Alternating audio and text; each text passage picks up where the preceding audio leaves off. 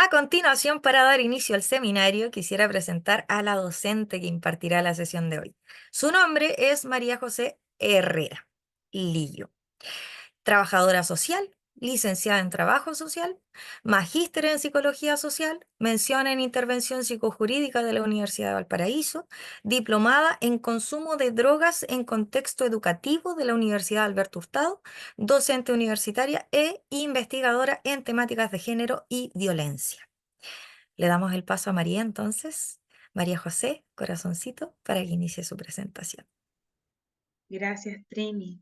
Pregunta de rigor. ¿Se escucha? Ya, estupendo. Me encanta verlas. Voy a hablar porque veo solo mujeres, pero verles, me encanta, como que estén las cámaras abiertas, no es usual para estos momentos y se prenden más cámaras. Me encanta más. Qué rico saludarlas a todas, yo y a todos y a todes. Primero quiero decir que me costó mucho, mucho poder comprimir en el tiempo que tenemos para hoy todo lo que les quiero compartir, porque es mucho y harto que conversar y también este espacio, eh, por el contexto y la manera no lo permite tanto y lo entiendo, pero creo que también es importante ir instalando, ¿cierto? Algunas cositas que nos permiten ir aperturando las visiones, las comprensiones, etcétera. Bien, yo también quiero contarles que lo que les traigo hoy tiene que ver un poco con una estructuración y reestructuración de contenidos que vengo haciendo hace un rato, porque me parece que este tema es tremendamente complejo de abordar, ¿no? Eh, y eh, ¿A qué me refiero con que viene, lo vengo haciendo hace un rato? Es que es como un material que he ido trabajando en el tiempo, porque desde que hice mi tesis de pregrado, la hice en temática de relaciones y la hice como la violencia del pololeo, y desde ahí como que no he podido salirme, porque como que este tema es demasiado entretenido, es demasiado profundo, es demasiado interesante, es demasiado real, es muy contingente, lo sentimos, lo vivimos, lo vemos, y como termino diciéndole a mi estudiante en algún punto, cuando uno se va a la reflexión del género y las violencias, en algún punto todo es género, no todo violencia. La violencia tiene sus características particulares, ¿ya? Así es que bien, ¿qué es lo que les traigo hoy? Una reflexión en relación a las violencias en plural, no contra las mujeres, desde el enfoque, las redes y los planes de intervención. Y bueno, ya me presentaron, soy trabajadora social de profesión, pero antes que eso, soy mujer, soy hija, soy amiga, soy compañera, soy tía y soy trabajadora también. Y eso me construye más que la otra parte, que es como lo formal, ¿no? Y también me siento muchas ganas de poder aprender en otro espacio, porque veo harta profesional del área que debe tener mucha experiencia. Las mujeres tenemos algo en común. Todas hemos vivido alguna forma de violencia. Bien, entonces quiero partir esto con una reflexión que la pueden hacer, por supuesto, en su interna, y que tiene que ver con que nos miremos un poco y reflexionemos respecto de qué tipo de violencias hemos ejercido y qué tipo de violencias hemos recibido. Y en base a esa reflexión, quiero que vayamos desarrollando este encuentro que les traigo el día de hoy para contarles todo lo que pueda en estos minutos que tenemos. Bien. Pregunta inicial, la pregunta que nos hacemos, se hace la gente, eh, es ¿por qué es tan difícil salir de una relación violenta o de una relación maltratante o de una relación nociva, como ustedes le quieran llamar, ¿no? En muchas ocasiones nos hemos hecho esa pregunta: ¿por qué continúa en esta relación? ¿O por qué no sales de esa relación? Si está en riesgo, ¿cómo no lo ve? ¿Qué es lo que le pasa? ¿O qué me pasa a mí misma que sé, entiendo y no tengo la capacidad de poder accionar? ¿Ya? Esa es una pregunta que nos hacemos. Y, y esta pregunta, chiquillas, chiquillos y chiquillas, forma parte del proceso de comprensión de la violencia, ¿no? Eh, y para poder resolver eso hay que tener en consideración algunos elementos, como por ejemplo, preguntarnos: ¿Por qué se desarrolla?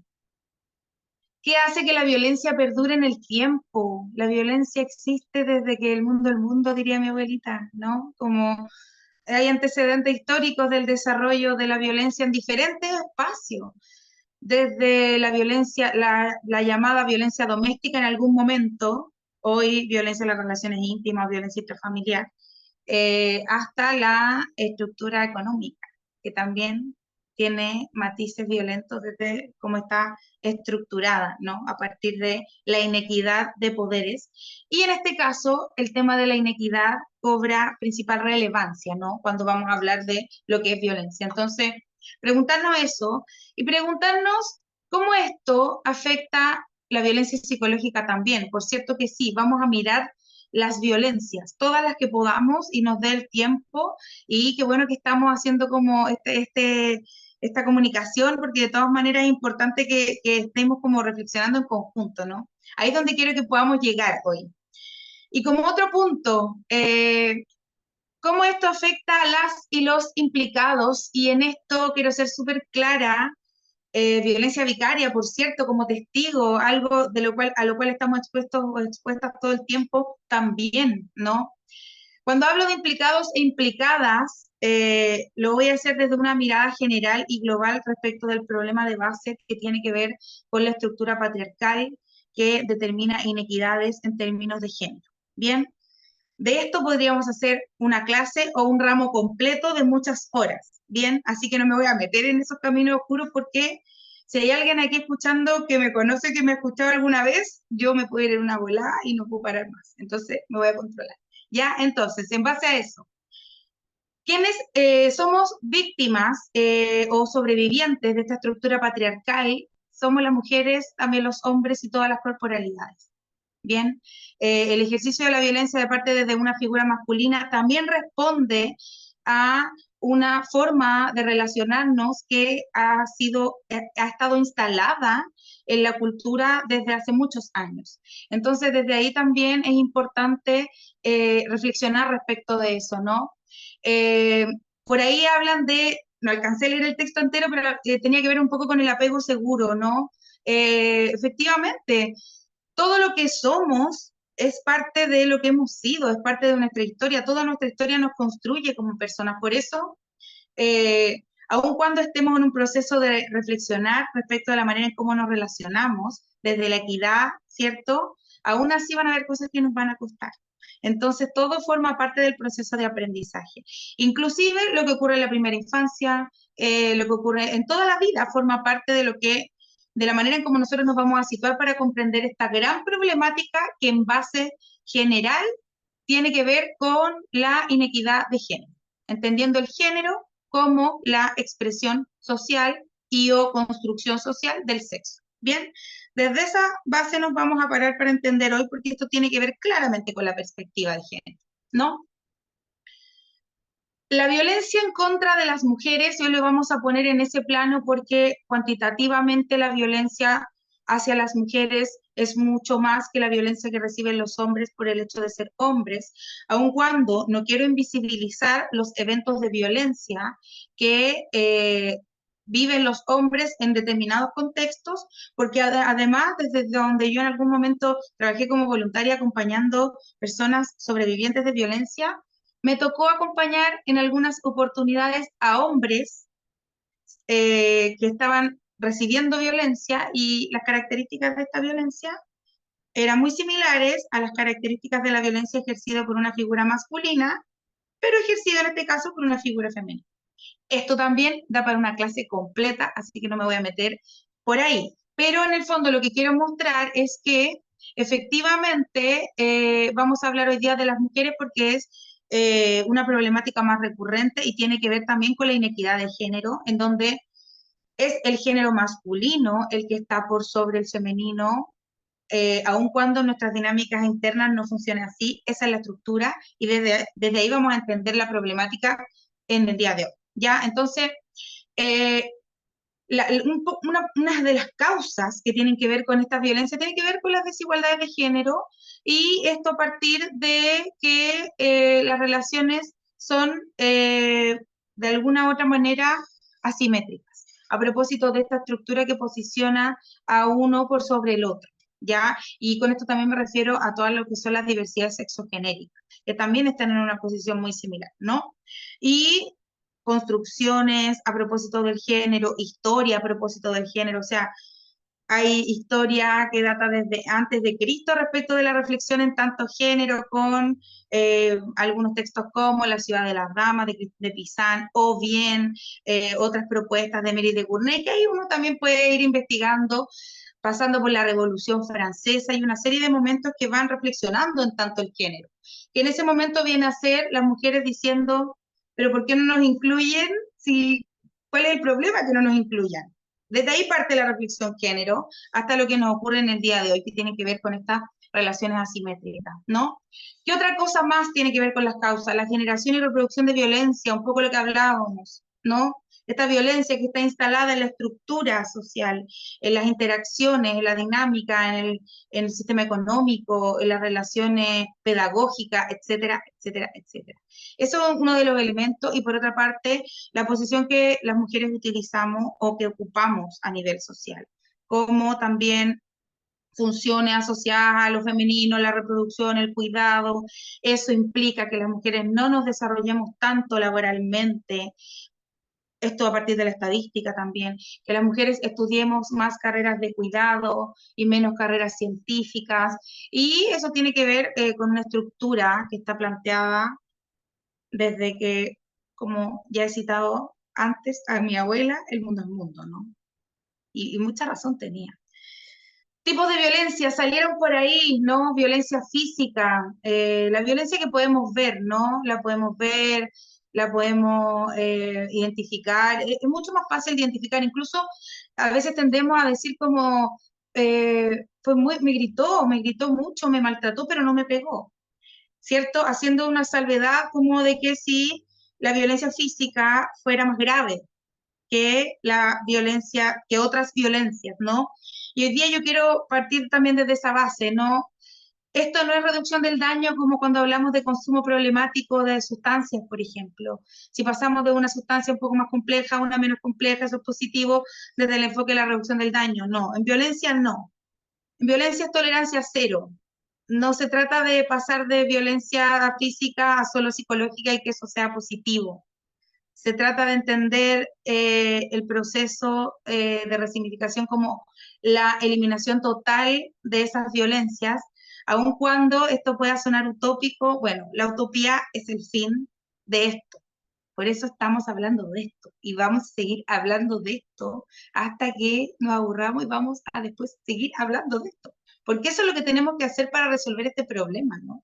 Este problema que tenemos arraigado a nivel social y que tiene muchas implicancias, muchas dificultades, que cada una también podrá ir identificando a propósito de su propia historia o de alguna historia que conozca, ¿no?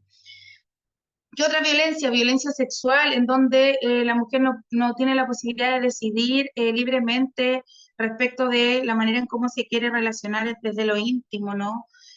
Todo contacto, acceso sexual, eso también se entiende, miradas lascivas, como esa mirada que las mujeres que me están escuchando saben perfecto a lo que yo me refiero, ¿no? Ni siquiera creo que hay que describirlo. Y esa mirada también es una forma de violencia. Eh, la manipulación a través del sexo, no se mantuvieron relaciones sexuales y al día siguiente la dinámica es diferente, el trato es distinto, eso también constituye una forma de violencia sexual. Y con esto también quiero reparar en la violencia sexual que las mujeres ejercimos respecto de los hombres, a propósito de juzgarlos cuando no hay tanto interés, de tener intimidad o no hay ganas o no hay un proceso biológico de la intimidad completo, ¿cierto? Eso también es una forma de violencia sexual. Y las mujeres la ejercemos mucho y eso está muy normalizado y tiene que ver con los estereotipos de género, ¿ya? Algo muy profundo a lo que le podemos dar muchas vueltas también, chiquillas, chiquillos y chiquilles. La violencia económica, ¿no? Cómo la violencia económica de alguna u otra manera está instalada a partir de estas brechas de género, brechas salariales. Si nosotros vemos la brecha salarial en Chile, aun cuando en el último periodo hay un decremento de esa cifra, efectivamente sigue habiendo una brecha salarial hombre-mujer que no podemos desconocer, y que tiene que ver con el tema de la economía, ¿no? Salario, sueldo, mantención, retribuciones, vivir, pagar, comprar, capitalizar, y eso también da para otras cosas más, ¿no? Eh, restricciones, dejar lo justo para que se cocine, no apoyar con los gastos básicos de alguna otra manera, algo que también he visto en el acompañamiento a mujeres, porque he tenido la posibilidad de acompañar mujeres en contexto ambulatorio y residenciales, mujeres sobrevivientes de violencia, no víctimas, y eso también da para otra clase. Eh, que les tomen créditos a su nombre y luego no les paguen ninguna cuota, por ejemplo. Y eso de alguna u otra manera es una forma de violencia económica. Nuevamente sale la violencia vicaria, claro, y eso estaría dentro de simbólica o psicológica, que la vamos a ir mirando también, porque me parece que es una violencia a la cual estamos muy expuestos y expuestas, yo creo que cada día más, y a propósito también de los contextos digitales, que eso dan para muchas reflexiones. Eh, claro, la diferencia de pago de sueldo, la violencia obstétrica, por cierto, una forma de violencia psicológica que lamentablemente no ha sido erradicada, ¿no? Y eso nos lleva a la violencia psicológica. Eh, perturbar, generar trato humillante, vejatorio, el apodo constante que no le gusta. No me digas así y te sigue diciendo así. Hay un elemento ahí. Ya, y en algún punto vamos a reflexionar sobre qué es violencia y qué no es violencia, y esto tiene básicamente que ver con los sentires, chiquillas, chiquillos y chiquillas. Eh, hoy día tenemos nuevas formas de violencia desde lo digital, la intimidación y el acoso por redes sociales, cosas que antiguamente quizás no identificábamos tanto. Y esto nos lleva a la violencia simbólica también, que esta violencia se construye a partir de la reproducción de estereotipos de género que ubican a la mujer en un lugar inferior y al hombre en un lugar superior, porque la mujer se muestra como objeto. También es una forma de violencia simbólica, tratarla como poco inteligente, cuando hay un ascenso y el comentario respecto a la mujer no es cuál habrá sido su formación para llegar a ese lugar, sino que la reflexión social es qué es lo que pasó en la intimidad para que ella haya llegado a ese lugar. Y ojalá que nadie de las personas que están acá piense eso. Pero yo estoy hablando también como desde cómo funciona la estructura, ¿no? Y eso también es importante de reflexionar. Golpear objetos en su presencia, golpear una pared constituye una forma de violencia simbólica. Mira cómo me pones, eso es una forma de violencia. Maltratar a tu animal, en algún momento me tocó acompañar el caso de una mujer que lamentablemente la forma de violencia que ejercían respecto de ella tenía que ver con mandarle videos de su gato en situaciones que a ella le generaban mucha angustia. Y eso también tiene que ver un poco con formas de violencia simbólica que tienen daños que no son irreparables, porque son reparables, por cierto que lo son, pero son tremendamente complejos y se arraigan profundamente. Y eso es una cosa que nos invita a reflexionar esta problemática.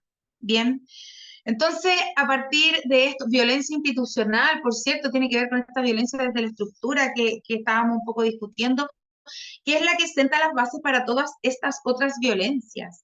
Cuando se habla de violencias, yo pensaba un poco en el iceberg de las violencias, que supongo que lo habrán visto en alguna oportunidad que muestra como, claro, yo siempre pienso en el Titanic y siempre digo que a lo mejor esa talla es muy antigua, pero no sé, pues como que lo pienso, porque finalmente digo, claro, hicieron como que lo bordearon, pero como era tan grande lo que había abajo, en realidad no lo bordearon. Y eso es un poco lo que pasa con la violencia. Hay una cuestión muy grande que sostiene las violencias que se desarrollan en las relaciones íntimas y que tiene que ver con esta estructura patriarcal que determina esta dinámica. Y cuando digo patriarcal no me refiero a que la mujer sea solo la víctima, sino que también quiero entender que las personas somos víctimas de una estructura desigual. Y ahí también podemos hacer una serie de reflexiones. Bien, a partir de eso tenemos que decidir con todo lo que hemos visto. ¿Cuáles son los lentes que nos vamos a poner para mirar la realidad? Y esta mirada de tolerancia cero que es muy importante. Eh, no medimos la gravedad de esta y también aquí tenemos que hacer un ejercicio muy interesante de desprendernos, o sea, de desaprender todos nuestros propios aprendizajes y estereotipos de género, porque en algún punto vamos a estar en un contexto de acompañamiento socioterapéutico y tenemos que intentar ir sin esos estereotipos de género encima. Y si bien eso es una tarea difícil, no es imposible, en la medida que la hagamos consciente lo podemos lograr. Y es un ejercicio que tenemos que hacer y que también tenemos que hacer en las relaciones que establecemos, tener esa claridad. Tenemos que tener respeto también por las personas, independiente de su género, por las personas, y no exigir, y irnos mirando también, porque cuando uno hace un ejercicio de reflexión, uno identifica una serie de machismos que están arraigados y que uno no puede erradicar. Y yo siempre digo esto, yo llevo un tiempo metida en este tema, me gusta mucho, lo disfruto, comparto todo lo que sé en todos los lados donde sea posible y en muchas ocasiones tengo pensamientos que son súper patriarcales, son súper machistas y me tengo que tomar un momento y decir, María José, ¿qué es lo que te pasa?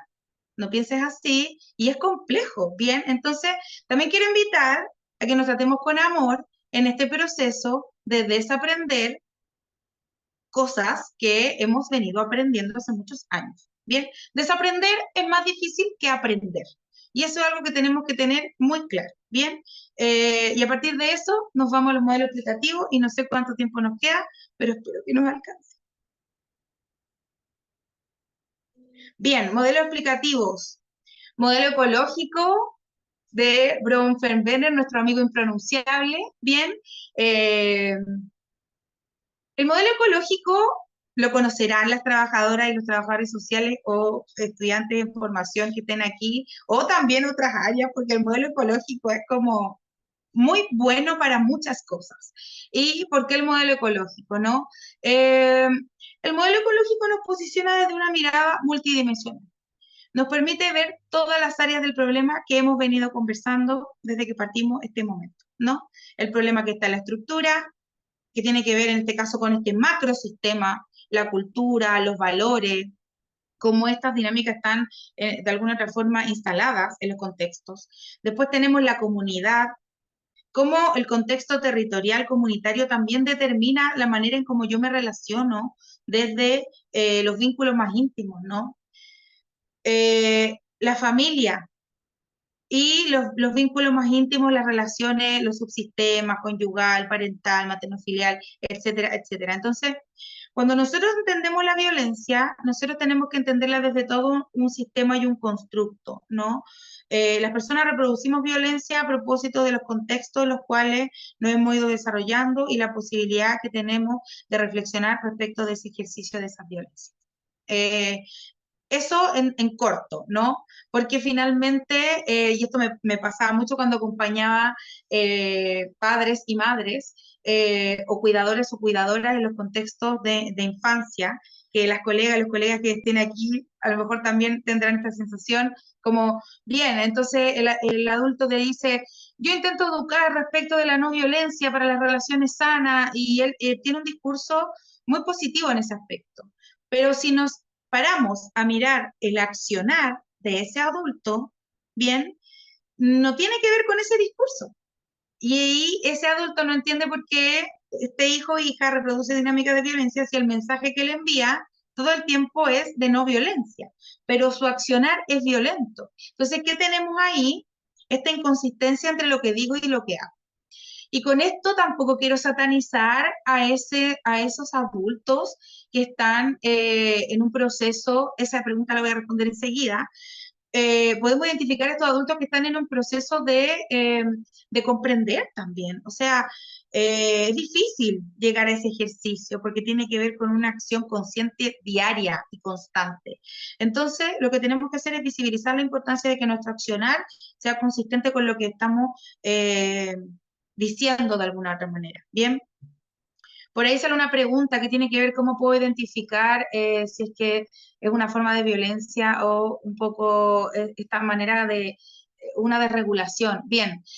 Eh, la violencia, ¿cómo la voy a identificar? La voy a identificar desde cómo la percibe, quién la recibe. Bien, no que la ejerce, porque que la ejerce a veces ni siquiera sabe que está ejerciendo violencia por lo que sea, por todo esto, porque está normalizada, naturalizada, ha vivido toda su vida en esa dinámica, no logra percibirlo. Entonces, la manera de identificar si algo es violencia o no, la vamos a situar en qué la recibe, no en qué la ejerce.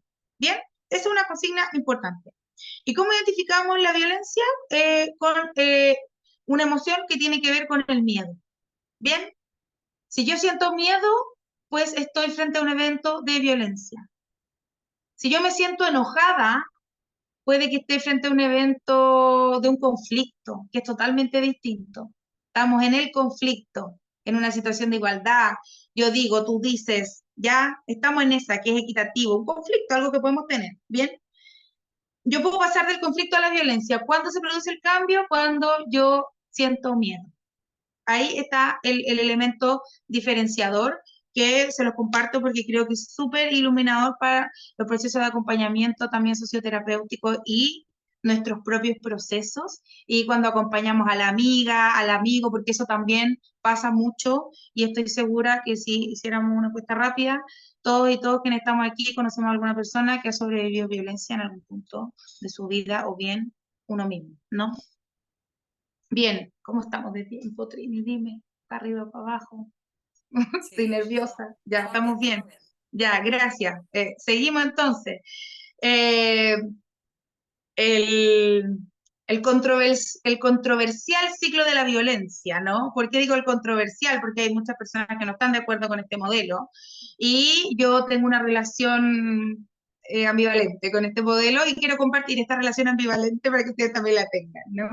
Eh, Finalmente, ¿qué es lo que nos dice el ciclo de la violencia? El ciclo de la violencia nos dice que pasamos por tres etapas donde acumulamos tensión, viene la explosión de la violencia y luego viene la mal llamada etapa de la luna de miel o reconciliación. Bien, entonces podemos circular por dentro de este circuito en un día 4 veces, en un mes una vez. No hay periodos para esto, bien, es muy particular.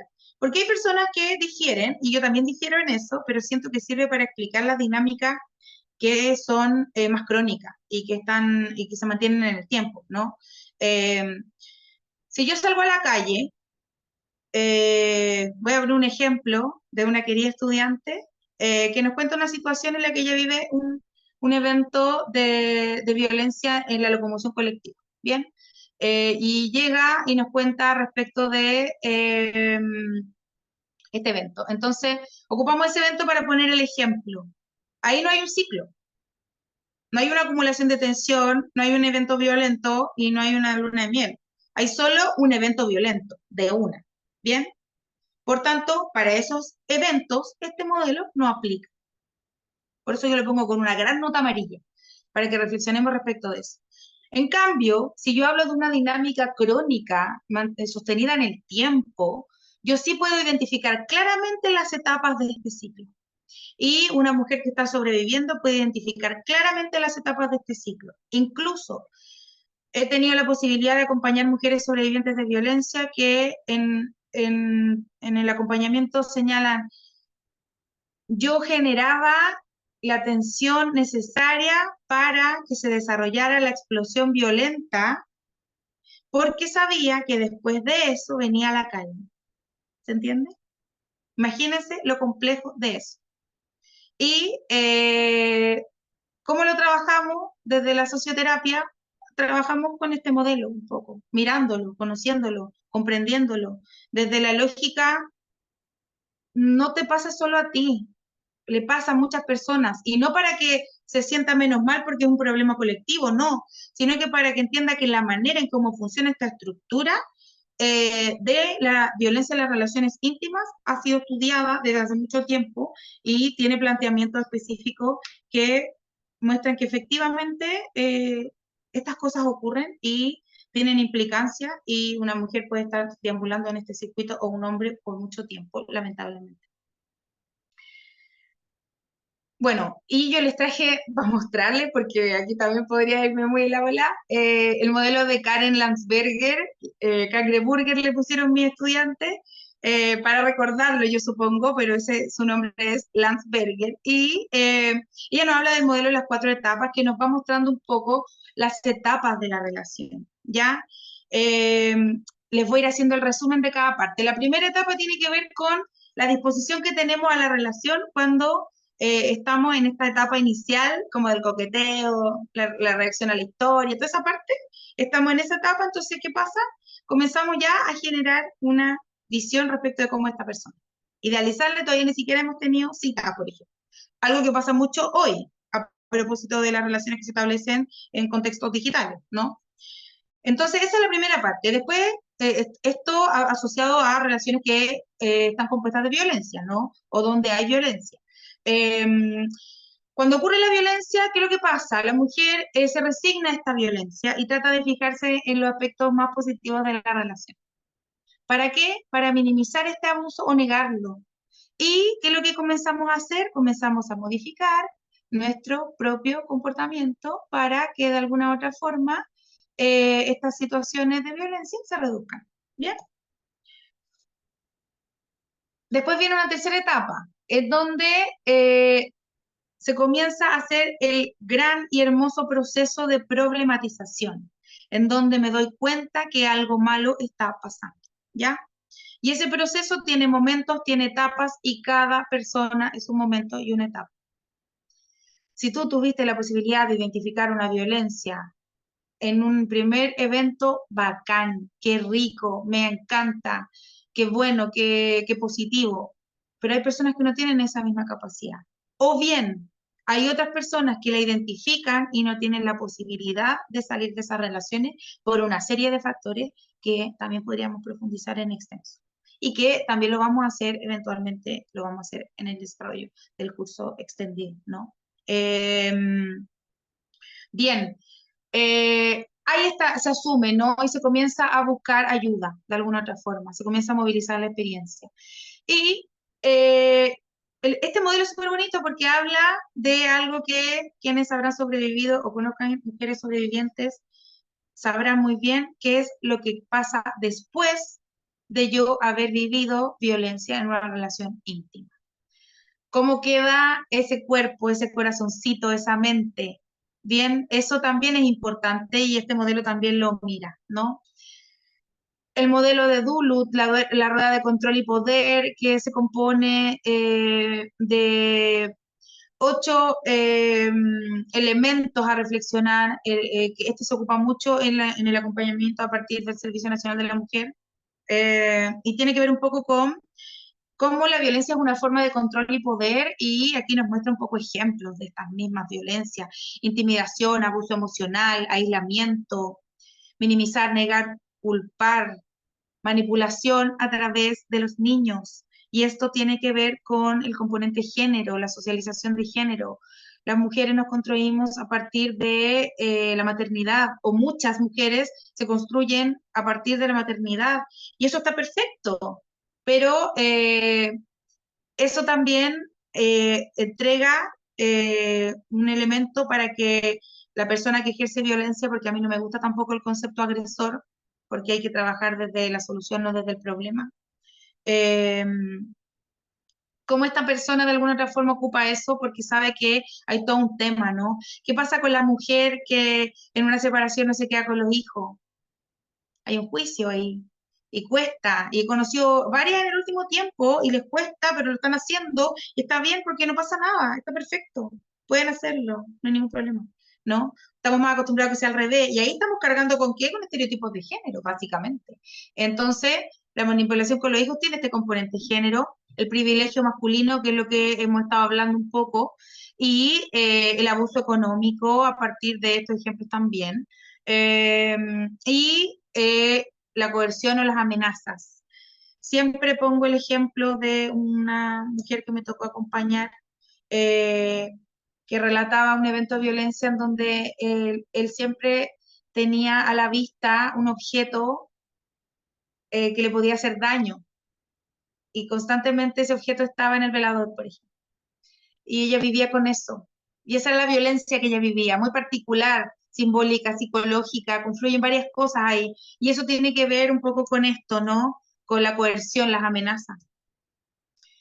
Enfoque, enfoques para intervenir, enfoque de género, entender el género como la expresión social del sexo, la construcción social, comprender los estereotipos de género, los que rondan en torno a nuestro sistema, a nuestra estructura, mirar desde ahí, ¿no? De repente uno hace reflexiones chicas como, no sé, a mí se me echó a perder un mueble, caso real, eh, lo miro y pienso inmediatamente, cuando venga mi papá en unos meses más, le digo que lo arregle. ¿Por qué? ¿Por qué no yo voy y resuelvo y arreglo mi mueble? ¿No? Porque el hombre entonces lo puede arreglar y ahí entonces, y después de eso dije ya, no hay mucho tiempo, voy a llamar a un amigo, voy a llamar a un amigo para que me arregle el mueble, ya nuevamente asignando esa responsabilidad al género masculino, ya, y tiene que, claro, justamente lo que tenemos que hacer es cuestionar estos roles de género, pero para cuestionarlos primero tenemos que hacerlos conscientes. Y eso es súper importante. Y tenemos que tener estas reflexiones, tenemos que tener también estas conversaciones incómodas, ¿no?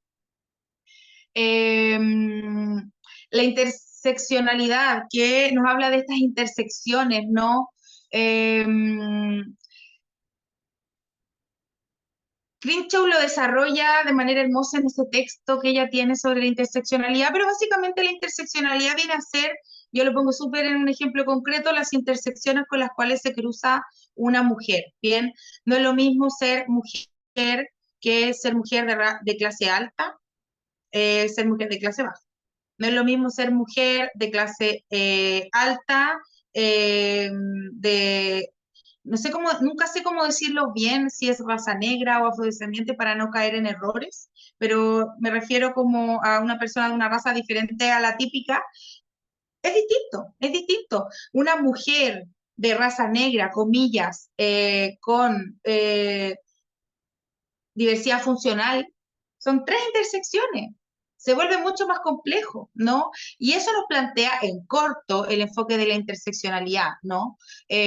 Cómo estas intersecciones van conversando entre ellas y van complejizando el problema, porque se me suman otros elementos y lo vuelve mucho más eh, bueno, por ahí me dicen negro o afrodescendiente, las razas no existen.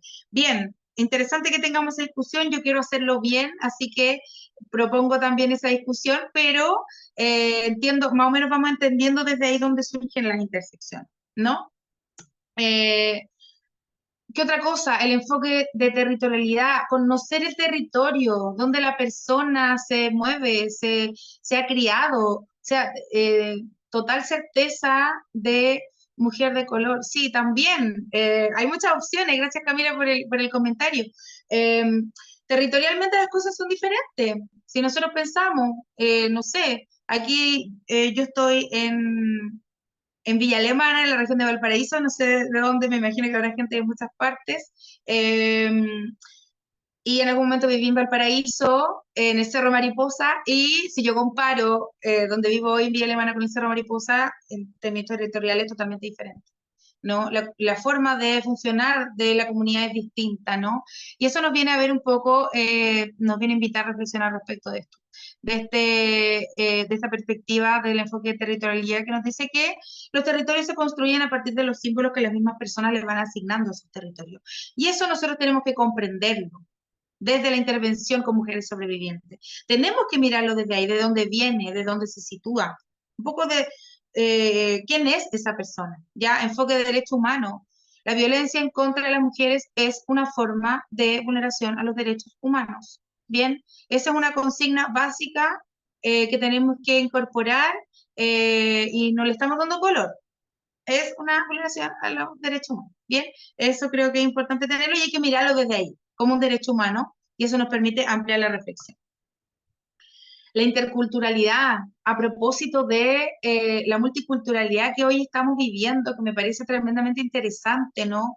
Cómo nosotros incorporamos una visión intercultural o multicultural, en donde, sí, Sofía, tiene que ver con eso también, por supuesto que sí, muy buena la acotación. Vuelvo al elemento intercultural.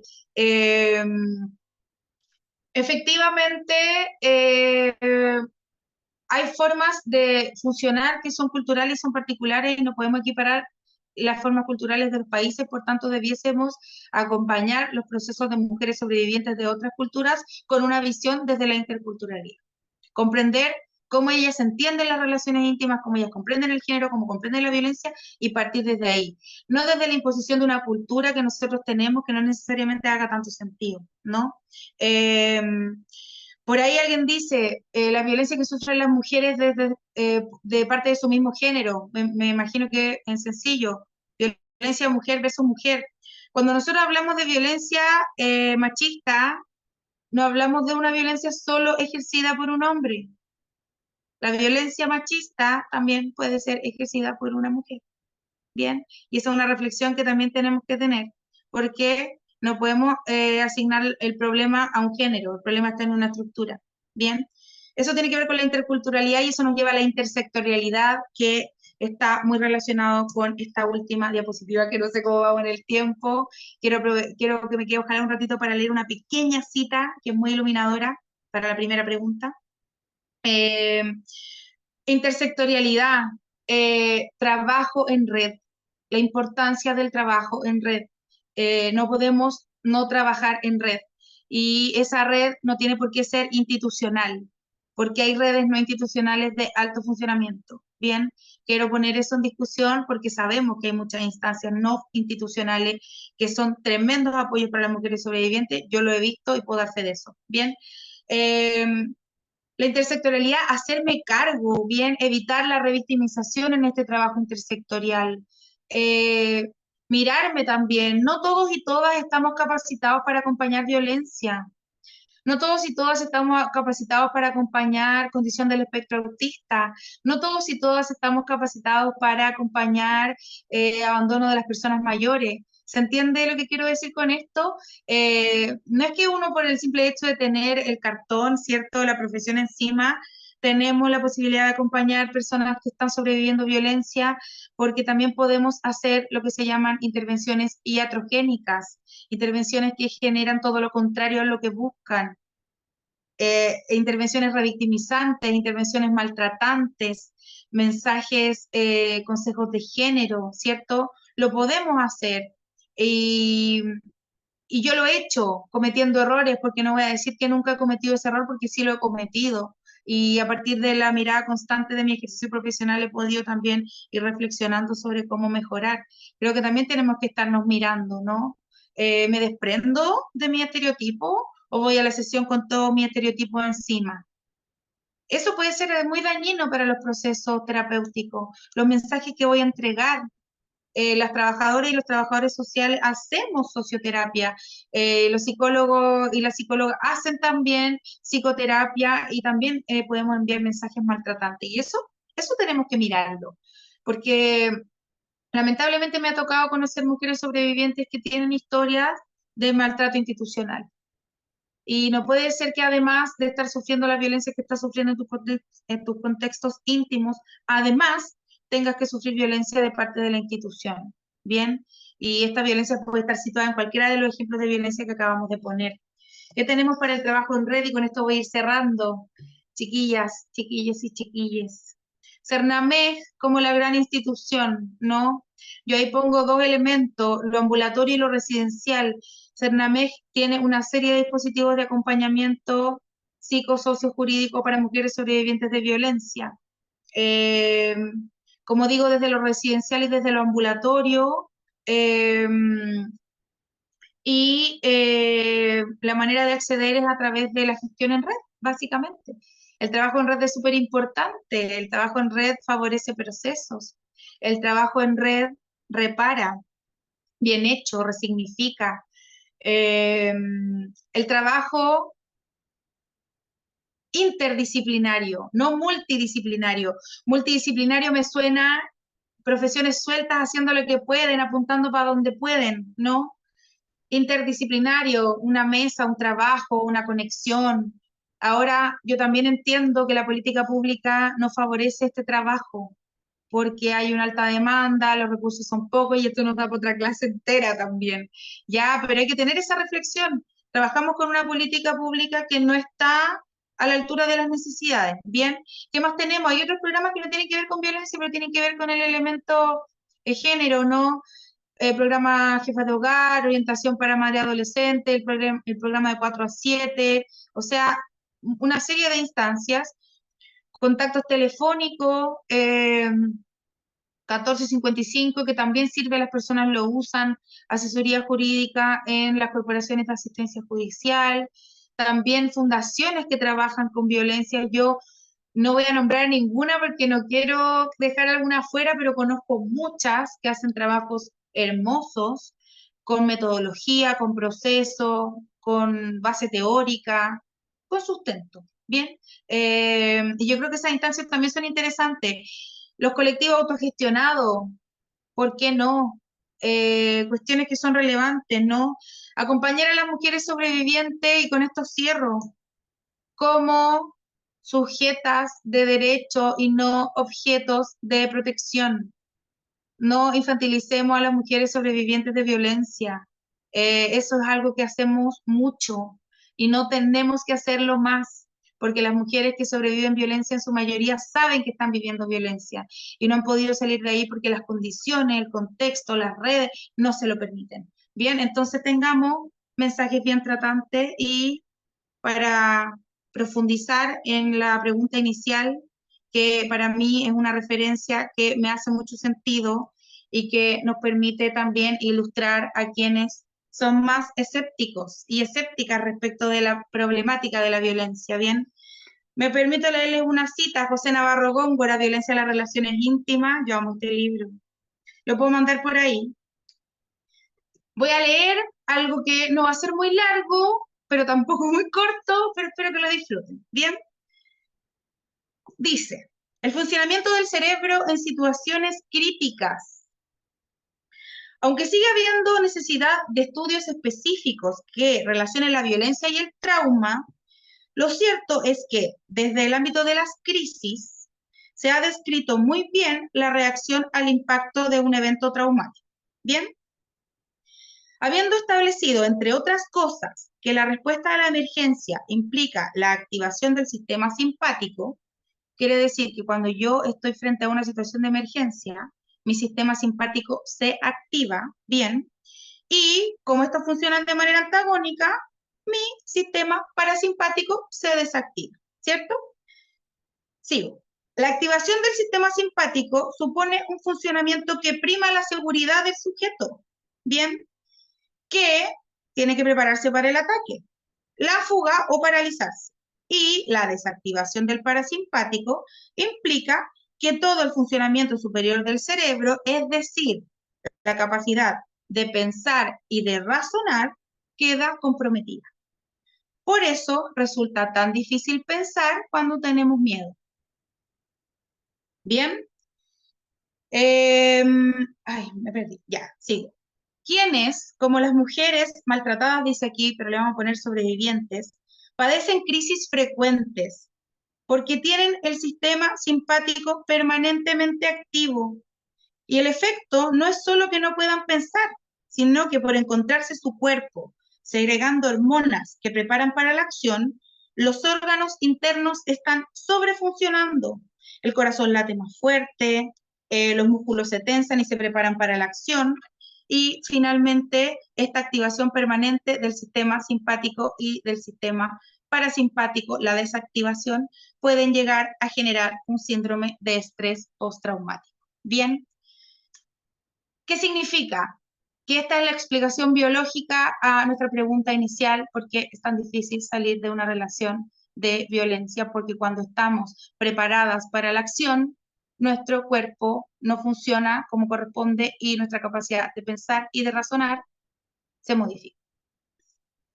Y con esto, chiquillas, chiquillos y chiquillas, doy por finalizada esta presentación.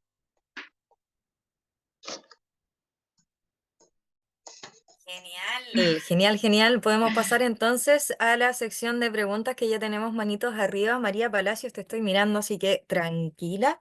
Les voy a dejar en el chat un link que tiene que guardar relación con el curso. Ya, pero les voy a tener que bloquear un poquito el chat porque si no se va a perder el link. Me encanta la participación que tenemos, de verdad que me encanta. Ya, nadie puede hablar ahora, lo lamento.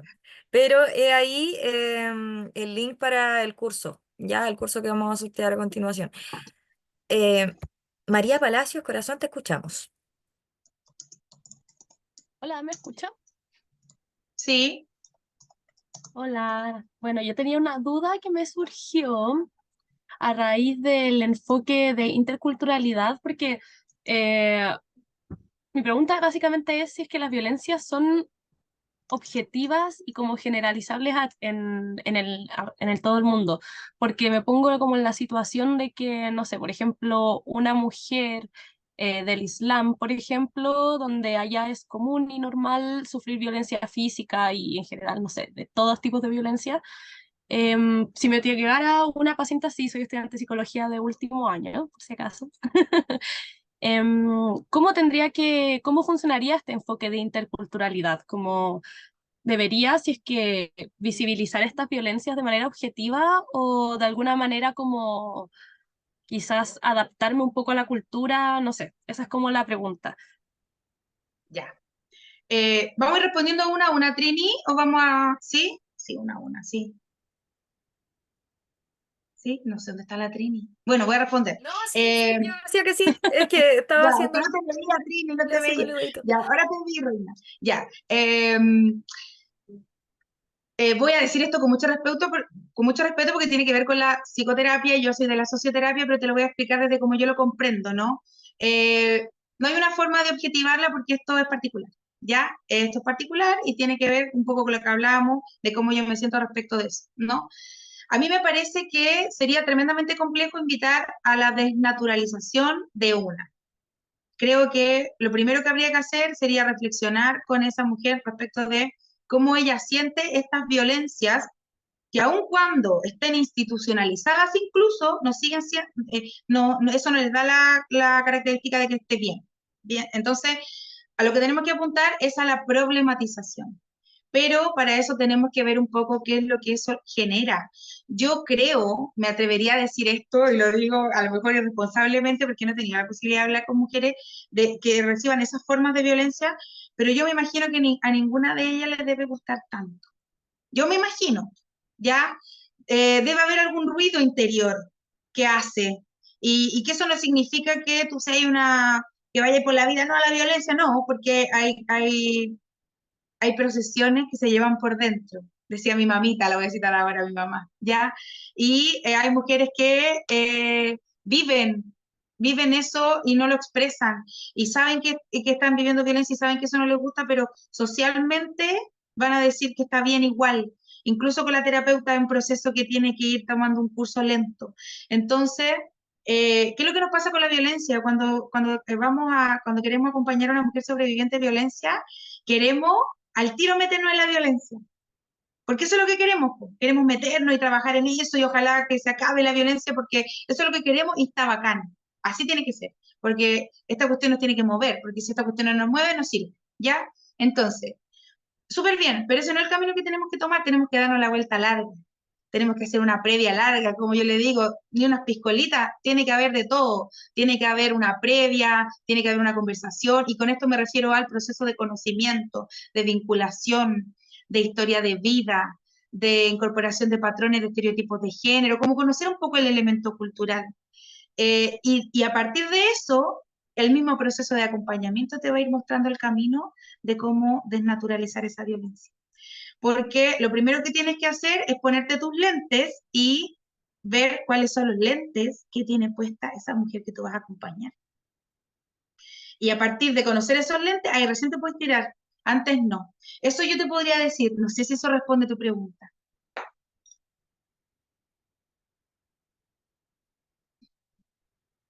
Sí, Ahí sí, sí, ahí me sí. estaba costando. Sí, sí, sí me la responde. Me hace mucho sentido igual porque, claro, Desde cierta parte existe como esto de que la violencia existe, es la violencia como tal, es algo real, pero por otro lado y sobre todo desde la psicología está precisamente eso que tú nombrabas, pues como de la experiencia subjetiva de cada persona y cómo la persona va construyendo su realidad y cómo le va afectando. Entonces, claro, es así. Así que muchas gracias. Gracias a ti. Pasamos entonces a Pame. Te escuchamos, mi amor. Mm. Pamela Valdebenito. Sí, hola, ¿me escuchan? Sí, Perfecto. Respecto al nuevo tipo de violencia que tú mencionaste, de redes sociales, esta exposición a una mujer sobreviviente de violencia intrafamiliar, que, por ejemplo, vivió la violencia física y ahora el atacante, por decirlo, o el agresor, busca por todos los medios, ahora por todos los medios sociales, Facebook, Instagram, ¿cómo se puede hacer la denuncia? Ya que es como otro proceso. ¿Cuál es eh, el nuevo camino a este nuevo tipo de violencia? ya, tú te refieres como cómo denunciar o cómo llevar a la institución una problemática como de acoso a través de redes sociales, ¿cierto? Claro, después de una mujer que de esta misma pareja vivió violencia física, ya fue el juicio, terminó el juicio y él sigue molestando, pero ahora ya encontró como otra forma. ¿Por qué? Porque tiene medida de alejamiento, no se puede acercar, entonces ahora buscó esta otra forma. Mm. Sí, bien, a ver, ¿qué podemos hacer con eso? Me parece que podemos hacer una denuncia en cualquier caso, ¿ya? Así, esto sigue constituyendo una forma de violencia. Eso es importante como mirarlo desde ahí. Entiendo que las órdenes de alejamiento allá hace unos años vienen con la restricción incluso de contacto a través de medios como de comunicación instantánea, ¿ya? Eso también viene incluido. Efectivamente, yo igual podría hacer una denuncia a partir de eso. ¿Qué es lo que pasa? Y esta respuesta no quisiera dártela, pero así es como funciona lamentablemente. eh, el aparato jurídico no es el más apropiado, no funciona de la manera en como quisiéramos que funcione, y estos procesos de denuncia con estos tipos de violencia son tremendamente más complejos y son tremendamente más burocráticos también, ¿no? No es lo mismo ir a denunciar una violencia física donde hay una cuestión como flagrante, ¿cómo se llama? Que denunciar una violencia que es mucho más difícil de probar, ¿no? Y esto además nos lleva como a otros caminos, porque hay que tomar como estas vías judiciales cuando son como a través de medios digitales. Entonces, tiene complejidades, pero eso no significa que no se pueda hacer, ¿ya? Se puede hacer igual. Se puede hacer igual la denuncia y también se podría obtener una resolución de una orden de alejamiento que incluya el contacto a través de medios digitales. Se podría. Ya, gracias. Gracias a ti. Sí, con eso respondo tu pregunta. Sí, muchas gracias. Súper. Ya, seguimos con Susi. Te escuchamos, mi amor.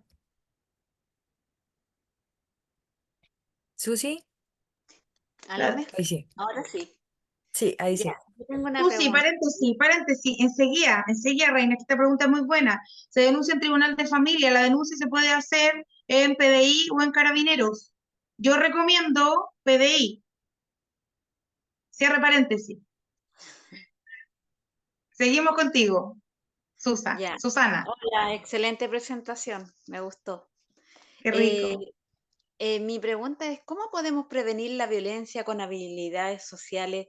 Porque si bien es cierto, eh, la violencia se reconoce por años.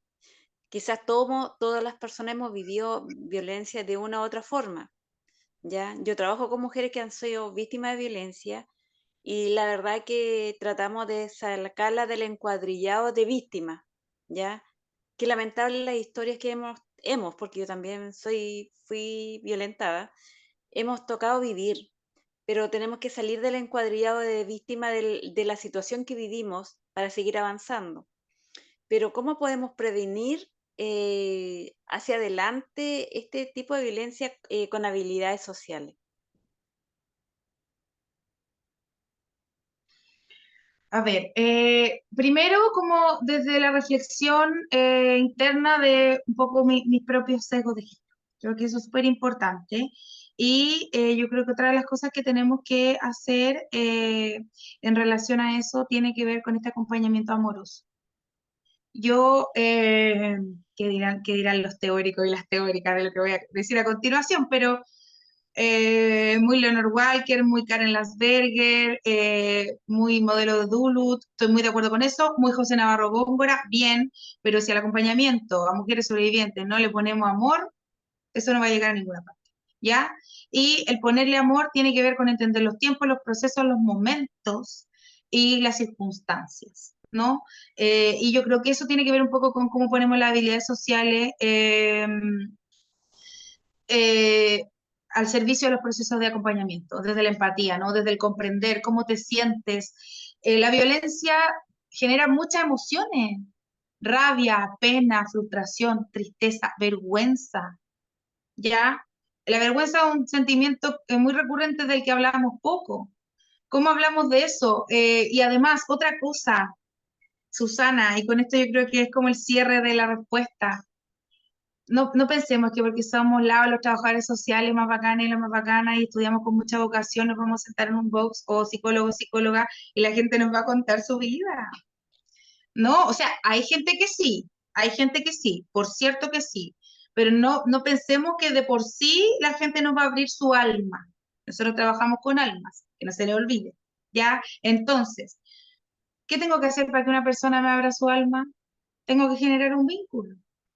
Y ese vínculo lo puedo lograr a partir de un acompañamiento amoroso, comprensivo, empático real, conocer claves emocionales. Si estoy en medio de una entrevista, de un acompañamiento y comienzo a hacer una pregunta y la persona me la responde, pero inmediatamente comienza el pie a moverse. ¿Eso qué me dice? Esa pregunta está generando ansiedad, tengo que estar conectada también con la sesión. Debería cambiar el rumbo. Y otra cosa que con esto ya voy a cerrar, porque yo de verdad me puedo ir muy en la bola, chiquillas y chiquillos. No abrir heridas de las cuales no me voy a hacer cargo. Esto yo creo que tiene que ser una consigna de acompañamiento socio-psicoterapéutico a mujeres sobrevivientes. No abrir cosas que no me voy a hacer cargo. Y somos re Buenísimo. buenas para eso porque queremos conocer información y lo que nosotros no queremos, nunca queremos detalles. Nosotros nunca queremos detalles. Nosotros solo queremos emociones. Y no sé Buenísimo. si con eso respondo. Sí, mira, muy buenísimo. Me tocó un punto que justo hoy tengo un caso de que una chica tiene que hacer un informe de peritaje, un peritaje porque también trabajo con violencia de acoso sexual y laboral. Y me dice, la perito mañana me va a preguntar sobre mi infancia. Y yo le digo, pero ¿por qué tu infancia? Recordar tu infancia que fue traumática si el tema tuyo es laboral. Entonces ahí, mira, me diste justo una respuesta muy clave. ¿Para qué volcar en lo bajo si no se va a ser responsable de las heridas que va a abrir? Buenísimo, me encantó la respuesta. Sí, Así qué que bueno, muchas gracias. gracias. Muchas gracias.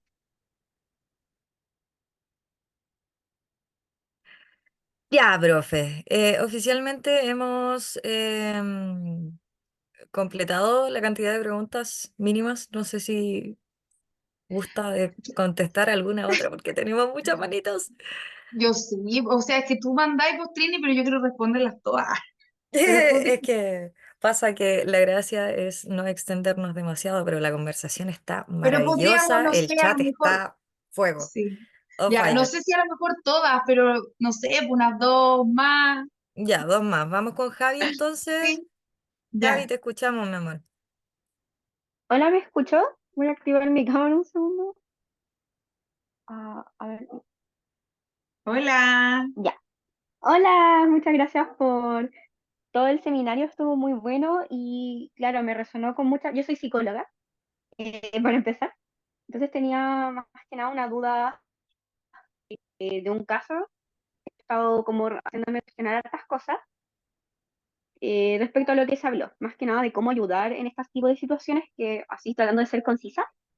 Es una chica que se relaciona con un chico de trastorno narcisista, ¿ya? Está en una relación por varios meses. ¿Aló? Hoy creo que... ¿Me Sí, escucho? sí, estamos escuchando. Perdón, que se me fue a negro. Perdón, perdón. Sí. Bueno, se relaciona con este niño de trastorno narcisista. ¿Y qué sucede? Bueno, una relación abusiva, principalmente verbal, un montón de cosas horribles. Y como amenazas de abuso, de posible violencia física constantes, esta chica llega a un punto que explota, decide salir de esta relación.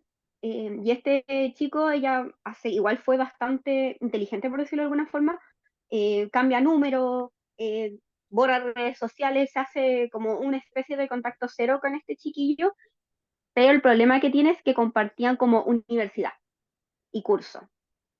Entonces, ¿qué hace este chico? Empieza a bombardearla, como lo que mencionó Pamela, por el correo institucional, que es lo único que a ella como que le queda, y su TikTok, si no me equivoco, creándose constantes cuentas alternativas para seguir bombardeando, y más de 100 mensajes diarios, desde cosas para volver, amenazas a la familia, amenazas hacia ella, a la abuela, una situación bastante estresante, por lo cual ella tiene miedo de hacer denuncia, porque la denuncia puede dar una orden de alejamiento, pero este chiquillo puede seguir viniendo a violentarla, tiene miedo de que le haga algo a la abuela. Entonces, claro, ahí tratando, siento que por más que uno quiera como ayudar, lo único que hacemos es amortiguar como esa angustia, porque esta chiquilla sigue recibiendo amenazas, sigue en una angustia constante, la familia, la mamá, la pobre madre está aterrada, de este chiquillo que amenaza por todos lados, está desquiciado, perdón la palabra, y están pensando en irse a vivir a La Serena, a otra región. Entonces como que, no sé, me frustra mucho como profesional, no poder entregar más ayuda, y que esta chiquilla también se tuvo que dar de baja de la universidad, ahora está con clases online, no sale, y ver cómo esta chiquilla se está pagando y cómo su vida se ve cortada por esta persona, y no poder entregar ayuda como profesional, igual me ha hecho cuestionarme realmente en esas situaciones, porque por más ayuda que yo dé, el problema no se va, la causa de estrés de esta chiquilla no se va. Entonces, si había algo quizás que alguien supiera de cómo proceder, Ujú. Sí, porque bien. claro, Vamos a responder esa pregunta y vamos también a conectar. Claro, en el chat dicen las preguntas deben ser generales más que casos puntuales, y igual vamos a llevar esto a lo general. Así que no van a dar cúnico, ¿ya? sí, ¿Por qué? perdón, Porque era finalmente, más que nada que no, cómo súper recurrir bien. cuando no hay herramientas Sí, a está este tipo de perfecto. situaciones, como, Solamente que quiero clarificar que con los casos también podemos llegar a lo general, ¿ya? Y con esto voy a dar como una mirada que yo creo que es súper interesante, y voy a aprovechar de responder algunas preguntas que salieron en el chat. Aquí tenemos dos personas víctimas de una violencia, y no estamos hablando solo de la chica, también estamos hablando de este chico, porque aquí sale una pregunta que yo le voy a responder y que tiene que ver con qué hago con el otro lado, con quien ejerce la violencia, ¿ya? No puedo centrar solamente mis esfuerzos en la sobreviviente de violencia. Yo también tengo que centrar mis esfuerzos en quien ejerce la violencia, porque si yo me centro solo en la sobreviviente, yo estoy haciendo un trabajo que no es equitativo. Y eso es un poco lo que pasa con la permanencia y la perpetuación de la violencia en las relaciones íntimas, porque solo trabajamos con la sobreviviente de manera reactiva y dejamos el elemento proactivo, que tiene que ver con involucrar a todos quienes forman parte del problema, ¿ya? Y aquí lo que tenemos que hacer es un trabajo desde el enfoque ecológico y situado en ambas personas. Porque aquí podemos hablar del amor romántico incluso, Reina, y podemos hablar del amor romántico en una clase de 1000 horas, ¿ya? Entonces, aquí también esto confluye. Nosotros no sabemos cuál es la manera que le enseñaron a ese niño a amar. No tenemos idea. Y desde ahí tenemos que partir.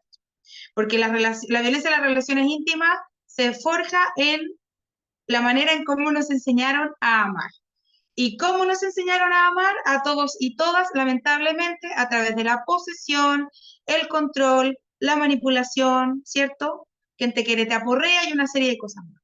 Entonces, a partir de eso, yo debería centrar mi trabajo en ambos momentos, en ambas personas. Y en la medida que yo centre mi trabajo en ambas personas, voy a poder tener un efecto mucho más relevante en la intervención. Ahora, los acompañamientos en violencia son muy frustrantes, porque el ciclo está presente todo el tiempo y podemos avanzar 2 pasos y retroceder 3, y eso también está bien. Y las mujeres sobrevivientes de violencia lo tienen que saber antes de iniciar el proceso de acompañamiento. No te frustres si vuelves atrás, no te frustres si tienes una mal llamada recaída, ¿ya? Porque, ojo, la violencia no es responsabilidad de quien la recibe, es responsabilidad de quien la ejerce. No te frustres si te cuesta volver a poner un límite, porque esto es así, es un ciclo, ¿bien? Entonces, es muy frustrante por eso. Y yo creo que la forma más apropiada de abordar esto es abordarlo con quien ejerce la violencia y con quien la recibe, y ojalá con su sistema completo. Vamos con una más, Trini. Sí, muchas gracias por esa respuesta. Y es que en realidad el tema de la frustración es, importante. Sofi, te escuchamos. ¿Se escucha? Sí, Sí, trabajé en Se- radio. sí, hola, ¿se escucha? se escucha. Sí, Sofi, te escuchamos perfecto. Ah, bueno, en primer lugar, muchas gracias a la profesora de la ponencia, María José, y a usted, Trini, también por guiar esta clase. Muchas gracias a las dos. Em, Primero, destacar con respecto a la pregunta anterior que existe el protocolo, la ley 21.369 para casos de acoso y abuso dentro de las instituciones, donde entra también la parte de discriminación de género, correspondiente también a todo lo que son problemas con respecto a los que ella mencionaba. Así que ahí la IES debería, en primer lugar, activar protocolo interno, y también está la ley 20.309, que es la que también rige todo lo que es temas de acoso. Así que hay marcos legales que pudieran proteger ahí a la persona, como decía alguien por ahí, a lo mejor ver con abogado o ver directamente con asuntos estudiantiles de la institución sería lo ideal. Lo otro, con respecto al cambio paradigmático, habían algunas personas que preguntaban en el chat, para ser un poco amable también con las compañeras que también tenían la misma pregunta, era con respecto a la infantilización de la mujer cuando se hacen los procesos de reparación de violencia, y es que justamente hubo un cambio paradigmático hace poco, que es el cambio de mujer víctima de violencia a mujer sobreviviente de violencia. Entonces, para que usted nos pudiera hablar a lo mejor desde su perspectiva un poquito de ello, me gustaría escucharla, la verdad, profesora. Muy agradable sus palabras. Gracias. Esto está basado en una experiencia de acompañamiento a mujeres sobrevivientes en contexto residencial y de una profesora muy seca que tuve, que me mostró este camino, ¿ya? Hablar de sobrevivencia y no de víctima genera incluso una percepción distinta desde quien se significa de ese modo. Creo que desde la semántica es reparatorio, entonces lo podemos mirar desde ahí. Y además también a mí me parece que la institucionalidad infantiliza. Yo aquí me voy a pero quemar, pero no me importa. La política pública de protección a las mujeres de la institución, ya hay mucha gente conectada, ya no importa, dice dice que las mujeres sobrevivientes de violencia para ser protegidas de riesgo vital deben ser derivadas a un contexto residencial. Un contexto residencial solamente genera más violencia y más vulneración a una mujer que debería estar en un medio libre. Las mujeres que viven en contextos residenciales de acompañamiento de casas de acogida en modalidad Cernamés, y lo digo con propiedad porque he trabajado al interior de ellas también, se entienden como mujeres recluidas, como mujeres privadas de libertad. En algunos momentos cuando habían conflictos se llamaba el módulo 1 y el módulo 2. Imagínense lo que eso significa. La mujer que es derivada de un contexto residencial pierde completamente la autonomía. Cuestiones básicas como no salir con su llave, nunca, porque siempre alguien le va a abrir, decir a dónde van. ¿Por qué? Porque el sistema las tiene que proteger. Eso es tremendamente infantilizante. Y eso nos genera, le quitan hasta los celulares, es real. Eso nos genera un proceso de resignificación. Al contrario, dejas de ser vulnerada por una figura masculina de tu relación íntima y comienzas a ser vulnerada por una institución. Y eso es muy complejo y es muy iatrogénico, no logra el efecto esperado y finalmente no permite que las mujeres puedan resignificar su propia experiencia. Yo con eso me quedo. Trabajar con las mujeres como sobrevivientes y como dueñas de su propio proceso. Si había que, voy a poner un ejemplo sencillo, si había que tramitar el subsidio habitacional, el beneficio que tienen a partir de Senamec, por ejemplo, no tramitarlo yo, ir con ella a tramitarlo.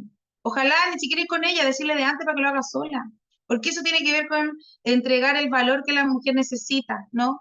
Y eso es importante en estos contextos, porque el principal problema de la violencia tiene que ver con la dependencia económica y la dependencia de habitabilidad. Y con esto no sé si con eso respondo, con esto me voy a agarrar al tiro de algo que salió en el chat y de nuevo me quemo a lo bonzo, pero lo voy a decir. Yo tengo serias discrepancias con la denuncia y la institucionalización de las problemáticas por vías legales o por vías formales, porque en algunas ocasiones, no estoy haciendo un llamado a no denunciar con esto, quiero ser muy clara, con esto estoy reflexionando respecto de la implicancia que tiene una denuncia cuando no hay un sistema que realmente sea protector. Entonces la denuncia es lo que debiésemos hacer, pero a veces hay que mirar. ¿Esta denuncia pondrá más en riesgo a la mujer que quiero acompañar? Y esa es la reflexión que tiene que guiar nuestro accionar y con esto doy por finalizar esta parte. Chiquillas, chiquillos, chiquillas. Profe, nos quedó una pura palabra y me da cosita. Démosle, démosle. Aileen, Sí. Yo Aileen, no, solamente me pero estaba pegando surgió al otra compromiso manito de las dos. ahora. María Fernanda, Sí, lo siento, mi amor, ya quedamos con porque una yo me puedo última quedar aquí manito. hasta las 12, Trini, te digo. Cierto, yo feliz. Pero tenemos el tema del sorteo y próximamente también para respetar un tanto los horarios de quienes vinieron aquí con el tiempo justo, ¿cierto? No, sí, claro, claro. Pero sí, Preocupemos pero las está manitos que todavía genial. quedan. Sí. Nos vamos a encontrar en el curso después, así que súper. Aileen, mi amor, te escuchamos. Hola, ¿me escucha? ¿Me escucha? Sí, Ya, súper. Mira, mi pregunta es la siguiente. Yo sé que se basa en el tema de la violencia contra la mujer, pero conozco casos cercanos donde la mujer es quien genera la violencia y con el paso del tiempo se da vuelta al papel. El punto es que la mujer sabe que está mal, sabe que está agredida físicamente, pero no quiere ayuda. ¿Cómo poder ayudarla? Porque no ven como la consecuencia del daño colateral que hacen, amigos, familias, incluso literalmente se han encontrado hasta solos, solos, porque la familia si les dicen que están mal, lo están molestando. Y los amigos también, pues aislan de los amigos. ¿Cómo poder ayudar a esa persona, a esa mujer que fue quien agredió, pero la otra persona tenía dos opciones, irse o continuar? Y lamentablemente están como en un círculo vicioso de que cuando se agreden, se odian. Baja la adrenalina y se aman y no pueden vivir el uno sin el otro.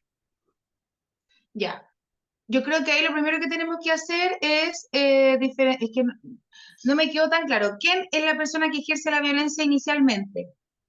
Ella, Ella ejerce la violencia y luego recibe violencia. sí. Y Ya, hoy en día es mutua. ya entiendo. Ya, ahí hay que hacer una reflexión muy interesante que tiene que ver con diferenciar entre la violencia respuesta y la violencia cruzada. ¿Ya? La violencia cruzada es la violencia que efectivamente se desarrolla de manera cruzada. Yo te violento, tú me violentas. Nos cruzamos en violencia. ¿Bien? En cambio, la violencia respuesta viene a ser la violencia que puede desarrollar una mujer al haber estado expuesta durante mucho tiempo a situaciones de violencia. ¿Se entiende? Sí, Entonces, a partir de eso tengo que diferenciar este elemento. Entonces, primero habría que mirar si es que esta mujer reacciona con violencia física porque venía acumulando episodios de violencia que ella recibía y de alguna otra forma generó una violencia respuesta, habría que partir desde ahí. Y en el caso de que no sea así, bueno, ahí habría que mirar otras cuestiones que tienen que ver como con la manera en cómo las personas se relacionan desde lo íntimo. y si es que esas violencias tienen que ver con estereotipos de género, con creencias arraigadas particulares, con que a lo mejor ellos de alguna otra forma están envueltos en esta dinámica del amor romántico y de la dependencia emocional que no les permite observar las violencias que ellos mismos están ejerciendo. Entonces, para esos casos tenemos que partir desde ese elemento, ¿no? Tenemos que partir desde reflexionar en torno a, bueno, esto tiene que ver con una estructura de cómo la gente se vincula o bien tiene que ver con elementos que se relacionan más con la violencia. Entonces yo invitaría a hacer esa reflexión, ¿no? A mirar un poco sobre, ya, esto tiene que ver con el amor romántico, tiene que ver sobre la violencia. Yo creo que ahí habría que mirar desde dónde surge esta violencia, por qué se genera esta violencia, ¿ya? Y eso es interesante de reflexionar. Por ahí preguntan, violencia cruzada. Bueno, hay autoras que hablan de violencia cruzada y otras que difieren de violencia cruzada, pero cuando se habla de violencia cruzada no es el caso de la violencia de género generalmente, ¿ya? Pero quiero hacer hablo de violencia cruzada para diferenciar con la violencia respuesta. No es lo mismo que yo reaccione violentamente después de que me están molestando, yo me aguanto y reacciono, a que recibo violencia y yo de alguna otra forma también estoy siendo violento. Eso quiero como poner en un plano diferenciado. Y yo creo que eso también hay que reflexionar, porque hay muchos casos así, de mujeres que han ejercido violencia respuesta, que pudiese ser también violencia en defensa. Yo creo que desde ahí tendrías que mirar la problemática, como cómo estas personas comprenden el amor y de alguna otra forma la violencia, por qué se desarrolla, porque tú estás en un vínculo con una persona que no te satisface completamente y no tienes la manera ni la herramienta para enfrentar las conversaciones incómodas que implica cualquier relación saludable, ¿no? Comprendo. Mira, estaba leyendo un poquito los comentarios y estoy de acuerdo con muchas, que dice si podría dar algún texto, algún libro que relacione a este tema. Sí, claro, mandé un texto por el chat, ahora antes de salir podría mandar otros, ¿sí? Muchas gracias. Genial. Muchas gracias, Aileen. Ya, estamos listos entonces. Les comento que vamos a detener la presentación de la profe porque nos vamos a pasar al sorteo. Les quiero decir que les damos las gracias por su participación en el seminario de hoy. También le agradecemos, por supuesto, a nuestra expositora María José Herrera por su presentación. Y